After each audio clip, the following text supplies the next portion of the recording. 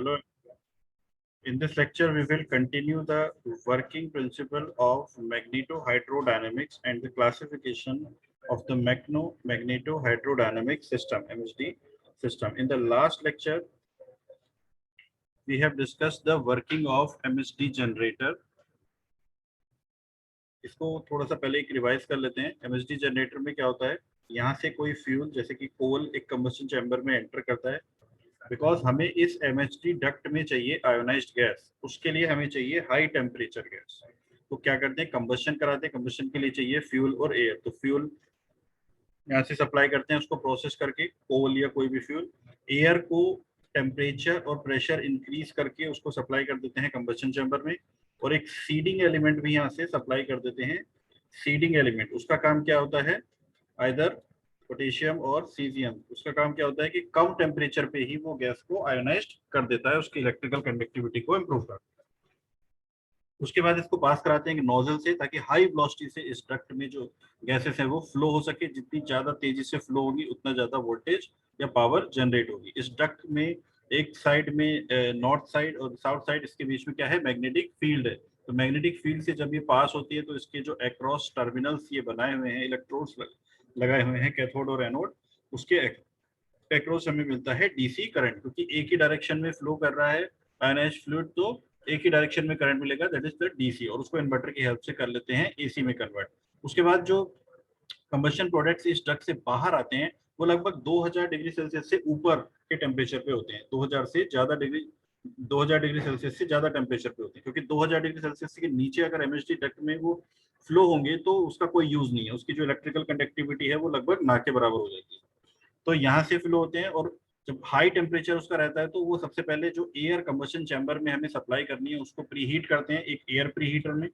उसके बाद जो सीडिंग एलिमेंट हमने यूज किया था उसको बाहर निकाल लेते हैं, सीड रिकवरी कर लेते हैं, क्योंकि ये एटमॉस्फेयर में जाके पोल्यूशन क्रिएट करता है। तो ये उसको सीडिंग एलिमेंट जो भी था उसको रिकवर करके वापस सप्लाई कर देते हैं कंबशन चैम्बर में। उसके बाद उसका कुछ प्यूरिफिकेशन करते हैं, नाइट्रोजन और सल्फर के ऑक्साइड्स को बाहर करके उसको एटमॉस्फेयर में छोड़ देते हैं। तो इस तरीके से काम करता है एमएचडी जनरेटर। लेकिन अगर ये सिर्फ सिंगल काम करेगा, सिंगल यूज के लिए हम इसको यूज करेंगे, तो इसकी जो एफिशिएंसी है लगभग 10 से 20% आएगी। क्योंकि बहुत हाई टेम्परेचर पे जो गैसेस हैं वो इस एमएचडी डक्ट से बाहर आ रहे हैं। इतनी ज्यादा एनर्जी को अगर हम एटमॉस्फेयर में डाल देते हैं तो बहुत ज्यादा लॉस होगा, जिसकी वजह से इसकी जो एफिशिएंसी है वो लगभग 10 से 20% रहेगी। इसलिए हम क्या करते हैं कि इस पावर प्लांट, इस सिस्टम को या इस इलेक्ट्रिक जनरेटर को, एमएचडी जनरेटर को स्टीम पावर प्लांट या थर्मल पावर प्लांट के साथ में यूज करते हैं। थर्मल पावर प्लांट के साथ में इसको यूज करते हैं क्योंकि बहुत ज्यादा हाई टेम्परेचर पे जो गैसेस हैं वो बाहर निकल रही हैं। तो क्यों ना उस हाई टेम्परेचर गैसेस को हम यूज करके वाटर को स्टीम में कन्वर्ट कर लेते हैं और उस स्टीम से हम स्टीम पावर प्लांट को रन कराते हैं। तो ऐसा करने के दो मेथड यूज किए जाते हैं। एक मेथड है ओपन साइकिल एमएचडी सिस्टम और दूसरा है क्लोज साइकिल। तो पहले देखते हैं ओपन साइकिल। देखो ओपन साइकिल में क्या करेंगे कि सबसे पहले तो एयर प्रीहीटर से एयर को, हॉट एयर को सप्लाई करेंगे कंबशन चैम्बर में, वहां से फ्यूल आएगा और एक सीडिंग एलिमेंट को सप्लाई करेंगे एक कंबशन चैम्बर में या कंबस्टर में। यहाँ पे क्या होगा, ये जो एयर और फ्यूल है ये मिक्स होके कंबशन रिएक्शंस होंगी, जिससे कि हाई टेम्परेचर मिलेगा गैसेस को। और सीडिंग एलिमेंट क्या करेगा, कम टेम्परेचर पे ही, लगभग 2600 टू 28 डिग्री सेल्सियस टेम्परेचर पे ही उस गैस को आयनाइज्ड फॉर्म में कन्वर्ट कर देगा। मतलब उसमें से इलेक्ट्रॉन्स बाहर निकलने लगेंगे और उसकी इलेक्ट्रिकल कंडक्टिविटी बहुत ज्यादा इंप्रूव हो जाएगी। ठीक है। उसके बाद इसको पास कराएंगे एक नोजल से। तो नोजल का शेप आप ये इस तरीके का देख रहे हैं, क्योंकि नोजल जो है वो कन्वर्जन डाइवर्जन टाइप का नोजल है। कन्वर्जन डाइवर्जन टाइप का ये नोजल है। तो बहुत ज्यादा हाई वेलोसिटी से उस कंबशन प्रोडक्ट्स को या आयोनाइज्ड गैसेस को हम एक एमएचडी डक्ट में सप्लाई करेंगे और इस एमएचडी डक्ट में होगा मैग्नेटिक फील्ड। तो इस मैग्नेटिक फील्ड में, हैवी मैग्नेटिक फील्ड में, जब ये आयोनाइज्ड गैसेस या कंडक्टिंग फ्लूइड यहाँ से पास होगा तो उसके अक्रॉस जो इलेक्ट्रोड्स लगे होंगे वहां पे डीसी करंट जनरेट होगा। और उस डीसी करंट को हम सप्लाई कर देंगे एक इन्वर्टर को, और वो इन्वर्टर उसको एसी में कन्वर्ट करके हमें एसी पावर मिल जाएगी। और उस एसी पावर को हम चाहे जहां अपनी रिक्वायरमेंट के हिसाब से यूज कर सकते हैं। अब आते हैं आगे के सर्किट पे। जो गैसेस इस डक्ट से बाहर निकलेंगी एमएसडी डक्ट से, उनका टेम्परेचर होगा लगभग 2000 से 2200 डिग्री सेल्सियस के आसपास। 2000 के नीचे कभी भी वो टेम्परेचर नहीं जाएगा, क्योंकि 2000 के नीचे अगर वो टेम्परेचर जाएगा तो गैसेस की जो इलेक्ट्रिकल कंडक्टिविटी है वो बहुत कम हो जाएगी और वो बिल्कुल भी किसी भी यूज का नहीं रहेगा। तो जितनी ज्यादा कंडक्टिविटी का फ्लूइड पास होगा एमएसडी डक्ट से, उतनी ही ज्यादा पावर जनरेट होगी। इसलिए यहाँ पे जो टेम्परेचर मिल रहा है वो काफी ज्यादा हाई टेम्परेचर है, 2000 डिग्री सेल्सियस से ज्यादा टेम्परेचर।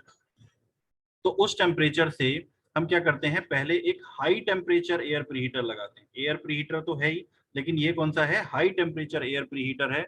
और इस एयर प्रीहीटर से जो एयर हमने यहाँ कंबशन चैम्बर में सप्लाई की थी, उस एयर को बहुत ज्यादा टेम्परेचर तक हम इसमें हीट करके इसमें सप्लाई करते हैं, क्योंकि ये हीट तो वैसे भी लॉस होने वाली थी आगे।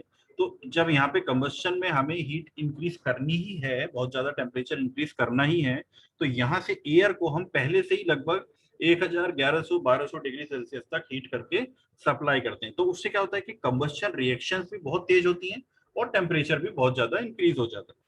तो एक हाई टेम्परेचर एयर प्रीहीटर से ये पास होती हैं, जो जो यहाँ से कंबशन प्रोडक्ट्स निकले हैं वो इस एयर को प्रीहीट करेंगे, एयर को सप्लाई कर देंगे कंबशन चैम्बर में। उसके बाद ये एक दूसरी साइकिल में एंटर करते हैं एक हीट एक्सचेंजर के थ्रू।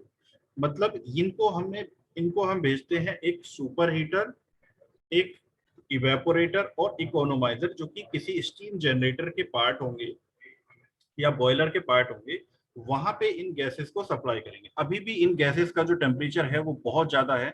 तो क्या करेंगे, ये यहाँ से देखिए, जो ये फीड पंप है वो वाटर को यहाँ पे पंप करेगा। पहले उसका इकोनोमाइजर में टेम्परेचर इंक्रीज होगा, फिर उसका जो इवेपोरेटर है उसमें जो वाटर है वो स्टीम में कन्वर्ट होगी, और फिर स्टीम में कन्वर्ट होने के बाद जो ये सुपर हीटर है उसमें उसका टेम्परेचर और इंक्रीज हो जाएगा। और उसके बाद जो ये high temperature super heated steam रहेगी वो सप्लाई हो जाएगी स्टीम टरबाइन को, जहां से ये स्टीम टरबाइन इस एनर्जी को कन्वर्ट कर देगा मैकेनिकल एनर्जी में, और इसके साथ में कनेक्ट रहेगा एक एसी जनरेटर। तो ये जो एसी जनरेटर है ये भी बिल्कुल सेम फैराडे प्रिंसिपल पे ही काम करता है, बिल्कुल उसी फैराडे प्रिंसिपल पे ही काम करेगा। इसमें भी अंदर एक मैग्नेटिक फील्ड में कोई कंडक्टिंग कॉइल जो है वो मूव कर रही होगी, लेकिन फर्क सिर्फ इतना है कि यहाँ पे उस कंडक्टिंग कॉइल को मूव कराने के लिए हम इस स्टीम टरबाइन का यूज कर रहे हैं। और चूंकि वो मूव कर रही है, रोटेट कर रही है, हाई वेलोसिटी से रोटेट कर रही है, तो रोटेशन में हर आधे रेवोल्यूशन के बाद उसकी डायरेक्शन चेंज हो रही है। जो कंडक्टिंग कॉइल इस एसी जनरेटर में रोटेट कर रही है with the help of this steam turbine, तो हर आधे रिवोल्यूशन के बाद 180 डिग्री के बाद उसकी जो डायरेक्शन है वो चेंज हो रही है कंडक्टिंग कॉइल की। तो उसी वजह से जो करंट की डायरेक्शन है, अगर एसी करंट की बात करें तो जो करंट की डायरेक्शन है वो भी चेंज हो जाती है। तो इसी को बोलते हैं अल्टरनेटिंग करंट, जो अल्टरनेट हर आधे एक 180 डिग्री के बाद में अपनी डायरेक्शन उसकी चेंज होती है। तो इस एसी जनरेटर से, जो कि कन्वेंशनल एसी जनरेटर है, ये भी बिल्कुल सेम उसी फैराडे प्रिंसिपल पे ही काम करता है जिसपे एमएचडी जनरेटर काम करता है। तो उसी प्रिंसिपल पे काम करते हुए यहाँ से भी हमें एसी पावर सप्लाई मिल जाती है, यहाँ से भी हमें एसी पावर सप्लाई मिल जाती है। और उसके बाद जो आगे की साइकिल है, जो स्टीम है वो यहाँ से एक्सपेंड होने के बाद जाती है कंडेंसर में, और कंडेंसर में वो कंडेंस होके वाटर, लिक्विड वाटर में कन्वर्ट हो जाती है। ठीक है, यहाँ पे कूलिंग वाटर इसमें सप्लाई करते हैं, उसका सर्किट एक अलग, कूलिंग जो सर्किट है वो अलग सर्किट होता है, क्योंकि यहाँ से जब ये स्टीम कंडेंस होगी तो जो कूलिंग वाटर ने सप्लाई किया उसका टेम्परेचर इंक्रीज होगा, फिर उसको एक कूलिंग टावर में लेके जाते हैं और उसका टेम्परेचर को डिक्रीज करके इसको वापस सप्लाई कर देते हैं। तो ये भी एक क्लोज साइकिल है जिसमें जो स्टीम टरबाइन, कंडेंसर, पंप और बॉयलर लगा हुआ है, ये भी क्लोज साइकिल है। और ये जो कूलिंग वाटर हमने सप्लाई किया ये भी एक तरह की क्लोज साइकिल ही होती है। तो वहां पे ठंडे पानी से कूलिंग टावर्स में या हवा से इस पानी को ठंडा करके इसी में वापस सप्लाई कर देते हैं, ताकि जो ये स्टीम है उसको कंडेंस कर सके। कंडेंस करने के बाद जब ये लिक्विड वाटर में कन्वर्ट हो जाती है तो फिर इसको हम सप्लाई कर देते हैं एक पंप को, फीड पंप को, जो इसका प्रेशर इंक्रीज करके वापस सप्लाई कर देता है स्टीम जनरेटर को। स्टीम जनरेटर में इकोनोमाइजर, ठीक है, स्टीम जनरेटर में क्या क्या है, इकोनोमाइजर है, इवेपोरेटर है और सुपर हीटर है। इकोनोमाइजर उसका टेम्परेचर इंक्रीज करेगा, लिक्विड वाटर का टेम्परेचर इंक्रीज करेगा। इवेपोरेटर उसको स्टीम में कन्वर्ट करेगा, और सुपर हीटर उसका टेम्परेचर स्टीम में कन्वर्ट होने के बाद इंक्रीज करेगा। ठीक है, उसके बाद में जो ये वाला जो सर्किट था वो कंप्लीट हो गया, और यहाँ से भी हमें एसी सप्लाई मिल गई, यहाँ से भी हमें एसी सप्लाई मिल गई। दोनों का अगर हम देखें तो कंबाइंड इफिशियंसी जो आएगी वो लगभग 60% के आसपास आ जाएगी। दोनों पावर में हमें मतलब अगर हमने यहाँ पे 100 किलो जूल हीट सप्लाई की थी तो 60 किलो जूल जो है एनर्जी हमें मिल जाएगी in the form of electricity. तो अब इनकी कंबाइंड अगर हम देखें तो इफिशियंसी काफी इंप्रूव हो जाती है। उसके बाद जो ये गैसेस हैं हॉट गैसेस वो जाती हैं एक लो टेम्परेचर एयर प्रीहीटर के पास। ठीक है, क्योंकि अभी भी इसके पास एनर्जी है लेकिन बहुत ज्यादा नहीं है।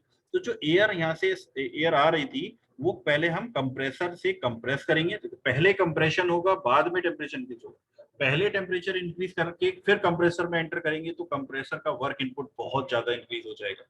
तो ज्यादा टेम्परेचर पे तो कभी भी एयर को कंप्रेस या किसी भी गैस को कंप्रेस करते ही नहीं है, क्योंकि वर्क इनपुट बहुत ज्यादा इंक्रीज हो जाता है। ठीक है, तो इस वजह से क्या होता है कि पहले हम इसका प्रेशर इंक्रीज करते हैं कंप्रेसर में, उसके बाद ये जाती है लो टेम्परेचर एयर प्रीहीटर में जहां पे इसका टेम्परेचर थोड़ा इंक्रीज हो जाता है लगभग 200 या 300 डिग्री सेल्सियस, और उसके बाद में ये एयर जो है वो हाई टेम्परेचर प्रीहीटर में जाती है। यहाँ पे इसका टेम्परेचर 1100 डिग्री सेल्सियस तक इंक्रीज हो जाता है, और उसके बाद में ये जाती है कंबशन चैम्बर में। तो एटमॉस्फेयर से जो एयर आ रही है पहले कंप्रेसर में कंप्रेस होगी, प्रेशर इंक्रीज होगा, उसके बाद लो टेम्परेचर प्रीहीटर, उसके बाद high temperature preheater and then combustion. ठीक है, अब जो ये एयर, अब जो ये गैसेस हैं इनका टेम्परेचर काफी ज्यादा डिक्रीज हो चुका है। ठीक है, तो अब इन गैसेस को हम सप्लाई करते हैं एक सीड रिकवरी यूनिट में, जो एक इलेक्ट्रिक प्रेसिपिटेटर भी यूज कर सकते हैं इसके लिए। तो एक सीड रिकवरी यूनिट में जाएगा जहां पे क्या होगा, इस गैसेस से जो हमने इसमें कंबशन के टाइम पे सीडिंग एलिमेंट इसमें मिलाया था वो सीडिंग एलिमेंट को ये बाहर कर देगा, उसको रिकवर कर लेगा, उसको निकाल देगा, और रिकवर करने के बाद इसको वापस सप्लाई कर देगा, क्योंकि उसका रिएक्शन में कोई रोल नहीं है, वो सिर्फ क्या कर रहा है, गैस को कम टेम्परेचर पे आयोनाइज कर रहा है, ये कैटलिस्ट की तरह काम कर रहा है। तो यहाँ से क्या होगा, ये सप्लाई कर देंगे इसको वापस से कंबशन चैम्बर में सीड रिकवरी यूनिट के बाद। अब इसको बाहर निकाला, क्यों निकाला, इसलिए क्योंकि ये जो एलिमेंट है वो एटमॉस्फेयर में जाके पॉल्यूशन क्रिएट करते हैं, इसीलिए हमने ये एटमॉस्फेयर में छोड़ने से पहले सीड रिकवरी कर दी। और उसके बाद में ये जाते हैं एक जो है एक गैस फिल्टर टाइप का, जिसमें हम नाइट्रोजन और सल्फर के जो ऑक्साइड्स हैं उनको रिमूव कर लेते हैं, और उसके बाद इसको चिमनी के थ्रू गैसेस को एटमॉस्फेयर में छोड़ देते हैं। ठीक है, तो ये है ओपन साइकिल एमएचडी सिस्टम की वर्किंग। काफी अच्छा चलता है, काफी ज्यादा एडवांटेज भी है इसके, और जो एफिशिएंसी है वो भी लगभग 60% के आसपास होती है। उसके बाद देखते हैं close cycle MHD generator. Close cycle में क्या होता है, एक अलग टाइप का ही फ्लूइड यूज होता है। तो इसमें हम क्या करते हैं, जो भी हीट हमें मिल रही है आइदर कंबशन से या न्यूक्लियर रिएक्टर के थ्रू, जो भी हीट हमारे पास अवेलेबल है वहां से हम किसी गैस का टेम्परेचर इंक्रीज कर देते हैं। ठीक है, किसी गैस का टेम्परेचर इंक्रीज कर लेते हैं यहाँ पे, और उसको फिर नोजल के थ्रू सप्लाई कर देते हैं एमएचडी डक्ट में। तो यहाँ पे कंबशन प्रोडक्ट्स, अगर हम कंबशन कर भी रहे हैं तो कंबशन प्रोडक्ट्स को डायरेक्टली सप्लाई नहीं करेंगे स्टीम एमएचडी जनरेटर में। उस कंबशन प्रोडक्ट्स की जो हीट है वो किसी दूसरी गैस को देते हैं, कोई इनर्ट गैस यूज कर सकते हैं हीलियम या ऑर्गन की तरह, और फिर उस गैस को, इनर्ट गैस को सप्लाई करेंगे एमएचडी जनरेटर। तो यहाँ पे एडवांटेज क्या है कि एक तो कोई इनर्ट गैस है, केमिकल रिएक्शन का झंझट नहीं है। दूसरा क्या फायदा है यहाँ पे, ये जो है जो ज्यादा एडवांटेज देती है गैस, उस तरह की जो प्रॉपर्टीज ज्यादा अच्छी हैं उन गैसेस को हम यूज करते हैं, जिस जो कम टेम्परेचर पे जल्दी से आयोनाइज्ड होके इलेक्ट्रिकल कंडक्टिविटी इंक्रीज कर सकती हैं। तो उस तरह की गैसेस को हम यहाँ पे यूज कर सकते हैं। ठीक है, तो इसका टेम्परेचर इंक्रीज करने के बाद में ये नोजल पे इसकी वेलोसिटी इंक्रीज कर लेंगे, और वेलोसिटी इंक्रीज करने के बाद इसको एमएचडी डक्ट से जब पास कराएंगे तो एमएचडी डक्ट हमें क्या मिल जाएगा, एमएचडी जनरेटर में मिल जाएगी डीसी पावर सप्लाई, इन्वर्टर से उसको एसी में कन्वर्ट करके मिल जाएगी एसी पावर सप्लाई। उसके बाद जो ये अभी भी, क्योंकि टेम्परेचर जो डिस्चार्ज होगा हीलियम गैसेस का एमएचडी जनरेटर के बाहर, जब ये गैस आती है तो टेम्परेचर बहुत ज्यादा रहता है, लगभग 2000 से 2200 डिग्री सेल्सियस के आसपास में। तो इस हाई टेम्परेचर हीलियम को एक हीट एक्सचेंजर से पास कराएंगे, और इस हीट एक्सचेंजर में फिर से वही क्या करेगा, एक अलग से जो सर्किट चल रहा है वहां पे वाटर को हम हीट कर लेंगे। तो वाटर को इकोनोमाइजर में पहले उसका टेम्परेचर इंक्रीज करेंगे, फिर इवेपोरेटर में उसको इवेपोरेट करके स्टीम में कन्वर्ट कर लेंगे, देन सुपर हीटर में उसका जो स्टीम बनी है उसको और टेम्परेचर और इंक्रीज करके सुपर हीटेड स्टीम को सप्लाई कर देंगे स्टीम टरबाइन को। स्टीम टरबाइन के साथ कनेक्ट रहेगा आपका एसी जनरेटर, जो कि एसी पावर सप्लाई यहाँ पे भी प्रोड्यूस करेगा। उसके बाद का सर्किट जो है वो स्टीम जनरेटर से एक्सपेंड होने के बाद स्टीम जाएगी कंडेंसर में, कंडेंसर में वो कंडेंस होके वाटर में कन्वर्ट हो जाएगी, और फीड पंप से उसका प्रेशर इंक्रीज करके वापस हम उसको हीट एक्सचेंजर में सप्लाई कर देंगे। तो ये एक पूरा क्लोज सर्किट हो गया, जिसमें हमारा स्टीम पावर प्लांट रन हो रहा है, और जो बॉयलर है, बॉयलर की जगह पे हम ये हीट एक्सचेंजर यूज कर रहे हैं, और इस हीट एक्सचेंजर में हम वाटर को स्टीम में कन्वर्ट करके और उसका टेम्परेचर इंक्रीज करके उसको सुपर हीटेड स्टीम बना के साइकिल में यूज कर रहे हैं। ठीक है, यहाँ पे एक अलग सर्किट यूज हो रहा होगा कोल्ड वाटर का, जिसको जो कंडेंसर से हीट को एब्जॉर्ब करके हॉट वाटर में कन्वर्ट होगा, एंड देन कूलिंग टावर में वो कूल होके वापस यहाँ पे सप्लाई हो जाएगा। उसके बाद जो ये हीलियम गैस है वो अपनी काफी ज्यादा हीट रिमूव कर देती है, और हीट रिमूव कर देती है वाटर को स्टीम में कन्वर्ट करने में। और हीट रिमूव करने के बाद ये जो हीलियम गैस है वो जाएगी कूलर में, उसकी जो हीट है उसको हम थोड़ा सा रिमूव कर देंगे, एंड देन उसके बाद इसको कंप्रेस करके एक हीलियम कंप्रेसर गैस कंप्रेसर का यूज करके इस हीलियम को कंप्रेस करके वापस भेज देंगे न्यूक्लियर रिएक्टर में। ये न्यूक्लियर रिएक्टर यहाँ पे इसलिए लिखा हुआ है क्योंकि जनरली ये जो क्लोज साइकिल है, जनरली जो ये क्लोज साइकिल एमएचडी सिस्टम है वो न्यूक्लियर पावर प्लांट के साथ में यूज होता है, और जो ओपन साइकिल सिस्टम है वो generally steam power plant, thermal coal based जो प्लांट होते हैं, थर्मल पावर प्लांट, उनके साथ में यूज होता है।